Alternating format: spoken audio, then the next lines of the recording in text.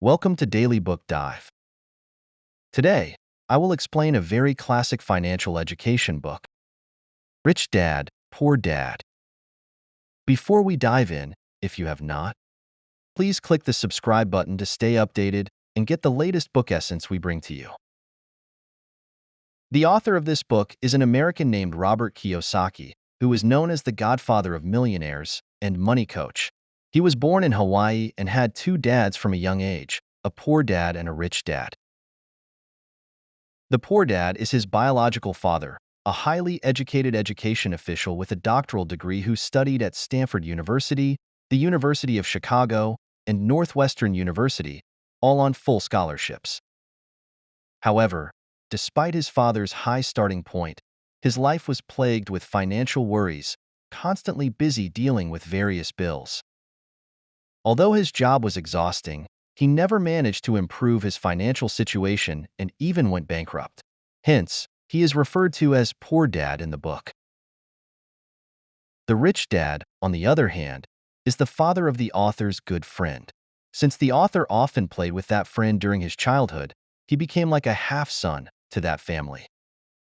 The friend's father, a businessman who didn't even graduate from high school, was adept at doing business and managing finances and also had plenty of time to spend with his family.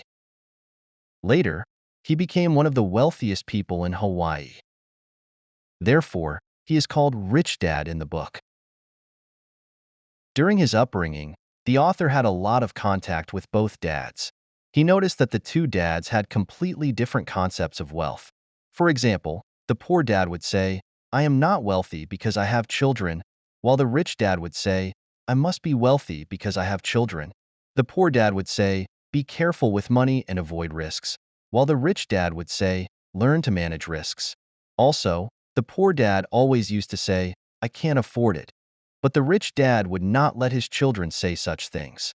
Instead, he encouraged them to use their brains and think, "How can I afford it?" There are many such examples. During his teenage years, the author continually pondered the differences in the wealth concepts of the two dads and observed their different life paths. The author found that the different wealth levels of the two dads were largely due to their differing mindsets. In his own career development, he also chose to act according to the wealth concepts of the rich dad. Later, the author achieved great success in the business world and realized financial freedom early on. Afterward, he compiled his years of thinking and practice about the wealth concepts of Rich Dad and Poor Dad into this book. This book was first published in the United States in 1997 and quickly topped the bestseller list. Today, it has sold over 30 million copies worldwide. Although more than 20 years have passed since its publication, it continues to attract wave after wave of readers. In the foreword written by the publishers, they mention that among the loyal readers of this book, there are waiters working in restaurants and university professors teaching in lecture halls. There are young people full of entrepreneurial dreams and retirees enjoying their later years. The broad and extensive range of readers was beyond the publisher's expectations. The reason this book has such enduring and cross-demographic influence is not only because its content is written in a practical and accessible manner, but also because financial education is incredibly important. As the author says, wealth is a form of power, but financial intelligence is an even more powerful force. Money comes and goes, but if you understand how money works, you gain the power to control it. The reason many people find themselves in a state of busy poverty after entering the workforce is that we rarely have the opportunity to cultivate our financial intelligence during our schooling years, and we lack concepts about creating and accumulating wealth. Fortunately, cultivating financial intelligence is something that pays off whenever you start doing it. Today, let's revisit with the author the lessons about wealth that Rich Dad taught him. If we were to summarize all the principles discussed in the book in one sentence, it would be, don't work for money. Make money work for you. All the wealth principles taught to the author by the Rich Dad revolve around this statement. So in today's analysis, we will use this statement to link the key content of the book. First, in the first part, we focus on the first half of the statement, don't work for money. We will discuss why we should not work for money and what we should work for if not for money. In the second part, we focus on the second half of the statement, make money work for you, and we will take you through how to make money work for us. So, let's now delve into the first part, focusing on the rich dad's perspective of not working for money. This viewpoint might initially seem perplexing.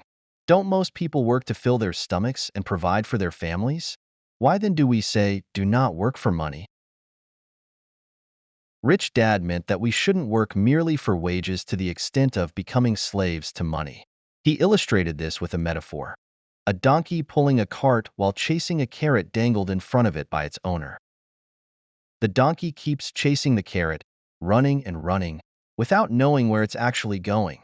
Similarly, many people spend their lives chasing higher salaries and more bonuses without ever considering where their life's path is leading. This turns them into slaves of money. Why do many become slaves to money? According to Rich Dad, it's because they let emotions replace rational thinking. The emotions he referred to are mainly fear and greed. Some people are driven to work by fear. When they have no money, they fear being unable to pay bills, losing their source of livelihood, or having to start over, so they work desperately to make money. But does this fear disappear once they have money? Not necessarily. Many find that after becoming wealthy, they start fearing losing their money and continue living in fear. Rich Dad knew some millionaires who were even more fearful than when they were poor. They didn't want to lose their big houses or luxury cars, nor the high life that money afforded them. They even worried that friends would look down on them if they lost their wealth.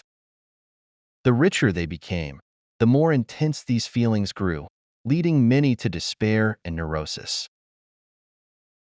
Apart from fear, the book also mentions another emotion: greed, or as Rich Dad more often called it, desire.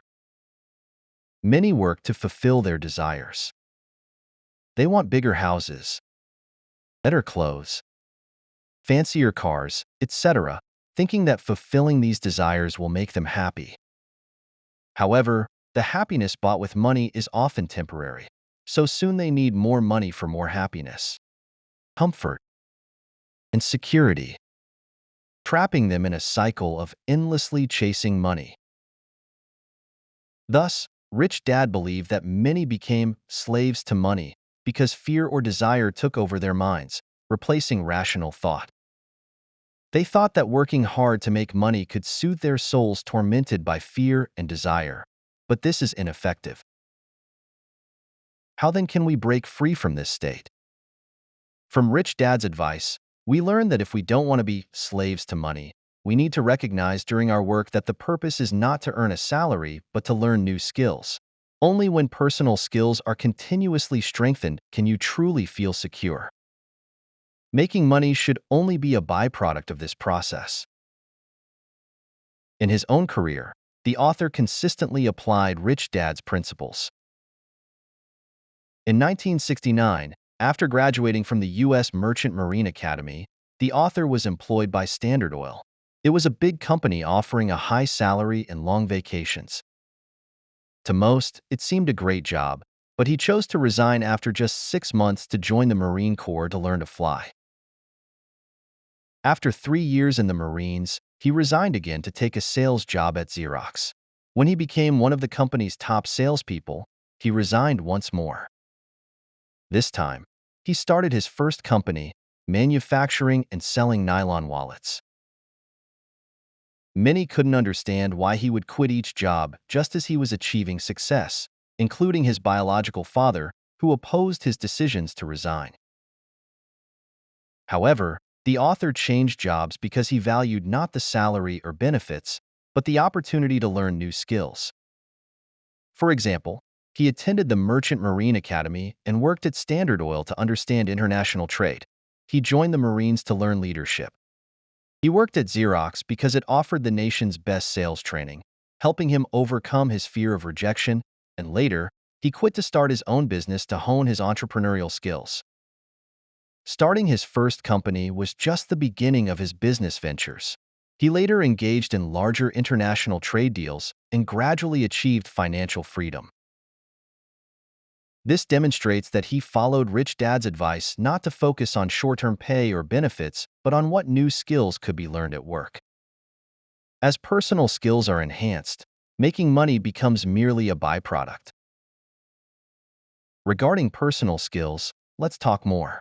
From the author's experiences, you can see that he didn't specialize in one area but ventured into multiple fields to learn various new skills.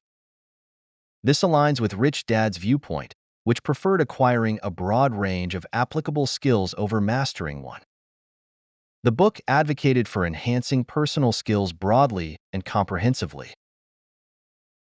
This perspective was somewhat controversial when the book was first published over 20 years ago.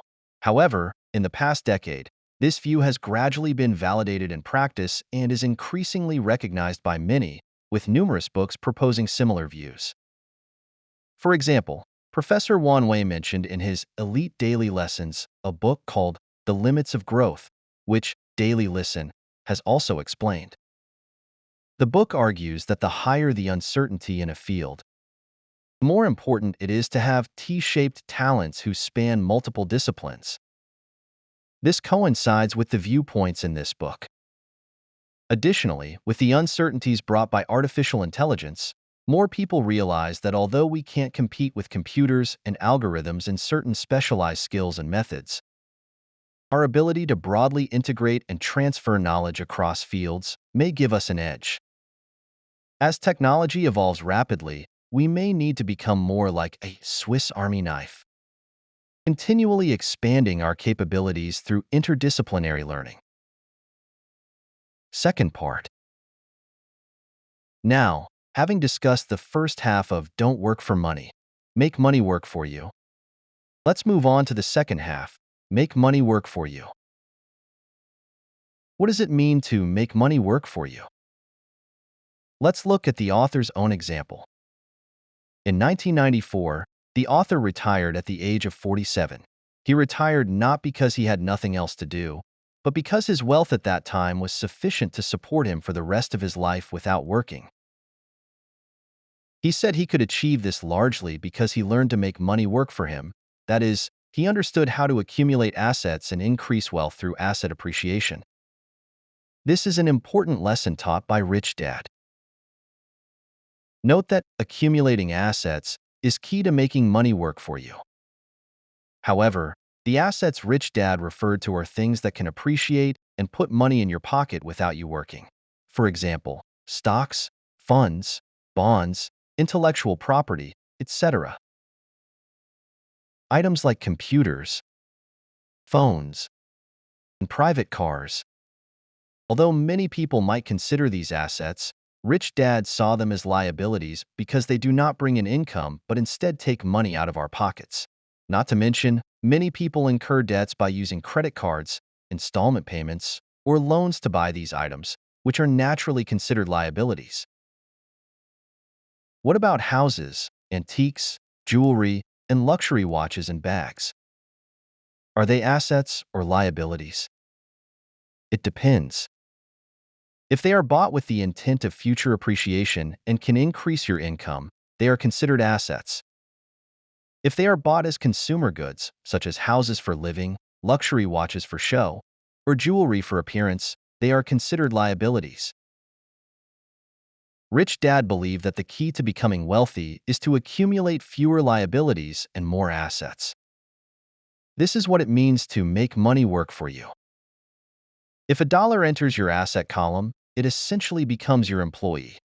This employee can work 24 hours a day to make money for you and even serve your descendants. Accumulate fewer liabilities, accumulate more assets is a lesson for those who already have some wealth. It means not to spend most of your money on consumption or to just keep it in the bank, but to set aside a portion for investment. A common negative example involves people who suddenly come into a large sum of money, such as an inheritance, a large payout, or a lottery win. Their financial situation improves significantly in a short time. But a few years later, they find themselves back in financial trouble. Some athletes and celebrities earn a lot of money when they are young, but still end up poor in their middle or old age. The author says this is because they still think with a poor mindset, focusing on how to spend the money rather than how to make that money generate more money. That is, how to increase their assets. He also says that many people do not realize that it's not important how much money you make. What's important is how much you keep and convert into assets. As mentioned, accumulate fewer liabilities, more assets, is an insight for those with some wealth. But what about those just starting their careers without much wealth? The author advises that on one hand, you should restrain your spending to avoid large debts. And on the other hand, save more money to flow into assets and quickly accumulate your own assets. Does this mean we can't buy expensive items we want? Not necessarily. The author simply advises against immediately spending your income on desired items. Instead, try to use the money generated from assets to pay for what you want. For instance, the author had a friend whose teenage son wanted a car. It wasn't a luxury car. $3,000 would suffice, and the friend could easily afford it. However, the friend didn't just buy the car for his son. Instead, he gave his son $3,000 and said, "This $3,000 is yours, but you can't use it to buy the car directly.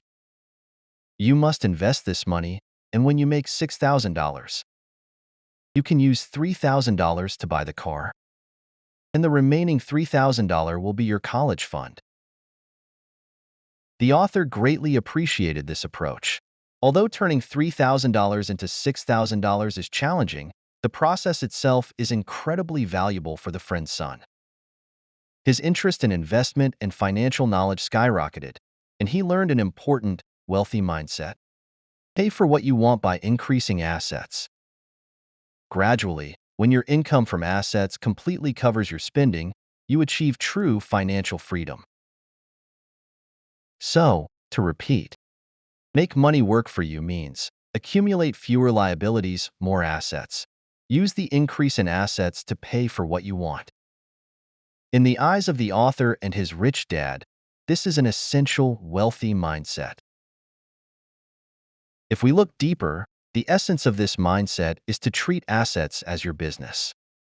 What does that mean? The book includes an example. One of the author's friends attended an MBA class where the speaker was Ray Kroc, the founder of McDonald's. Here's an aside. The official founders of McDonald's are not the McDonald brothers who opened the first restaurant, but Ray Kroc, who turned McDonald's into a globally recognized franchise brand. Back to the story. After class, Kroc went for beers with the MBA students. During this, he asked them, "Who can tell me what my business is?" Everyone laughed. A bold student said, "Everyone on earth knows you're in the hamburger business." Kroc laughed heartily and said, "I expected you to say that, but you're wrong. Actually, I'm not in the hamburger business. My real business is real estate." Why would he say that? Let's expand on that. McDonald's has many franchisees worldwide. These franchisees pay McDonald's three types of fees. One is the initial franchise fee. The second is a licensing fee, which allows them to use McDonald's trademarks and products and provides them with a standardized operating procedure after payment. These are easy to understand. The interesting part is the third type of fee, which is the biggest, the rent. Why do franchisees pay rent to McDonald's instead of their landlords? Because the locations of the franchises are not chosen by the franchisees, but are pre-selected by McDonald's. After choosing a location, McDonald's rents it, prepares it, and then rents it out to the franchisee. The rent paid by the franchisee to McDonald's is higher than what McDonald's pays the landlord, allowing McDonald's to profit from the difference. If you look at McDonald's financial reports over the years, you'll find that its biggest source of profit is not from selling food and beverages, but from the rent paid by franchisees. It first finds good locations, signs long-term land contracts, and then rents out the land through standardized operations. This process indeed resembles that of a real estate developer. Therefore, Ray Kroc's statement that his real business is real estate is accurate. The author's friend said that Kroc's words were the most important lesson of his life. So later, although he ran a car wash, his most important business was actually managing the real estate of the car wash. Like Kroc and the author's friend, they treated assets as their business, as we discussed earlier. So, what about ordinary employees? The author advises us to clarify one thing. A job is not the same as a career. The author often asks people who consult him, "What is your business?" Many respond by saying they work at a certain company or bank, etc. But the author believes that working for someone else to earn money is not our business. Our career's focus should be on our assets. When unexpected events occur, environmental changes, or risks increase, your company, your boss, and your salary won't help you overcome difficulties. Only your accumulated assets can. Therefore, for everyone, focusing on your career means not just doing your job well, but more importantly, managing your assets well. In reality, many things can be considered our assets, including stocks, bonds, funds, real estate, intellectual property, and any operations that can function without your presence, or any other items with potential for appreciation. The author advises us to buy assets that align with our personal preferences, so we will be willing to invest time in thinking about and studying them, making it easier to increase their value. For example, if you're interested in stocks, bonds, or futures, you can choose assets based on your preferences. However, no matter what assets you choose, we must understand one thing. The most important asset we all possess is our brain. If it's well-trained, it can help us leverage other assets for wealth accumulation. To train our brains in this area, or to improve our financial intelligence, the author suggests we solidify our knowledge in 4 areas: finance, investment, market, and law. I'll repeat: finance, investment, market, and law. Financial knowledge is the foundation, the first knowledge we should master before investing. The author says whenever people ask him, "Where should I start?" or "How can I get rich quickly?" he always repeats what Rich Dad told him as a child. If you want to get rich, learn about finance. From a young age, the author and his friend Mike learned a lot of financial knowledge under Rich Dad's supervision. Although it might be tedious to learn, if we want to manage our assets well, it's indispensable. Only with a solid foundation in financial knowledge can we effectively learn about law, investment, and market operations. What if we don't have time to learn these skills? The author suggests that we shouldn't manage our assets ourselves, but should entrust them to professionals. For example, people with fewer assets might choose publicly traded investment targets, while those with more assets might seek financial advisors or asset management companies, etc. In any case, you must ensure that those managing your assets possess reliable financial skills. If you're not such a person, then hire someone else to do it. There's nothing shameful about this. After all, specialization is common, and many smart people hire other smart people to work for them. Respecting your knowledge boundaries is important in investing. Understanding this is your greatest asset, and not understanding it poses your greatest risk. I've shared the key content from Rich Dad Poor Dad. To summarize, wealth is power, but financial intelligence is an even greater power. Money comes and goes, but if you understand how money moves, you gain the power to control it. Today, we revisited the lessons about wealth that Rich Dad taught the author. If we summarize these lessons in one sentence, it would be, don't work for money. Make money work for you. In today's discussion, we broke this statement into 2 parts and explained the book's key content. In the first part, we focused on the first half of the statement. Don't work for money. It means that in our work, we shouldn't overly focus on the dimension of salary to the extent of becoming slaves to money. Many spend their lives chasing higher salaries and more raises without ever asking where their life's path is heading. This is what turns them into slaves of money. Rich Dad believed that many become slaves to money because fear or desire occupies their minds, replacing rational thought. They think that working hard to make money can soothe their souls tormented by fear and desire, but this is ineffective. If we don't want to be slaves to money, we need to clarify in our work that our job is not to earn a salary, but to learn new skills. Only by continuously strengthening personal skills and expanding the breadth of our skills can we fundamentally bring security. Making money should only be a byproduct of this process. In the second part, we discussed how to make money work for us. What Rich Dad meant by make money work for you is to accumulate fewer liabilities and more appreciable assets.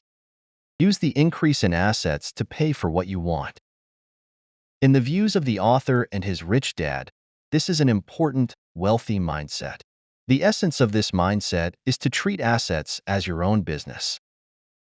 And to manage your assets well, we need to solidify knowledge in finance, investment, market, and law, where financial knowledge is the foundation. If we don't have time to learn these skills, we should entrust our assets to more professional people. In investing, respecting your knowledge boundaries is crucial. If you don't understand this, it becomes your greatest risk.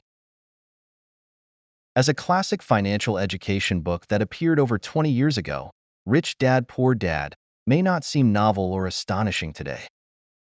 But the reason it has been a long seller for over 2 decades with a wide and enduring impact is precisely because it reveals many of the most basic truths about wealth accumulation.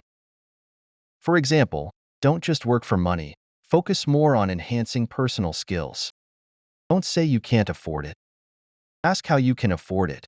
Don't spend money as soon as you get it. Try to use the appreciation of assets to support consumption. Don't equate your job with your career. Learn to treat assets as your own business. Don't do things beyond your knowledge boundaries. Learn to hire professionals to assist you, etc. These truths have been mentioned in countless books on financial intelligence and personal growth over the past 2 decades and are time-tested, fundamental wealth principles. As USA Today commented, Rich Dad, Poor Dad is the starting point for anyone who wants to take control of their financial future. I hope each of us can plant our own tree of wealth at this starting point, water it year after year. Watch it take root and branch out, helping us withstand the uncertainties of life. That's the essence of this book. You can click the description below the video to find the link to the book. Welcome to read it. You can also share this book with your friends. If you like the content of Daily Book Dive, click the subscribe button to stay updated. Your encouragement helps us continue bringing book essence to our community. Congratulations, you've finished another book.